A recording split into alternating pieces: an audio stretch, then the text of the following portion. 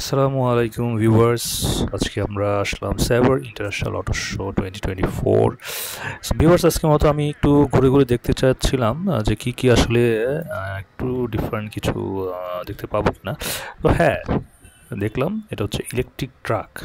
আমার যে ভিডিওতে এই ট্রাকটি দেখতে পাচ্ছেন, এটা একটা মিনি পিক আপ ভ্যান, কিন্তু এটাকে ইলেকট্রিক ট্রাক হিসেবে এটা যারা প্রস্তুত করেছে বাংলাদেশে, যারা ম্যানুফ্যাকচার করেছে তারা এটা বলছে। এবং আপনারা দেখতে পাচ্ছেন যে একটি প্রোটোটাইপ মাত্র, এবং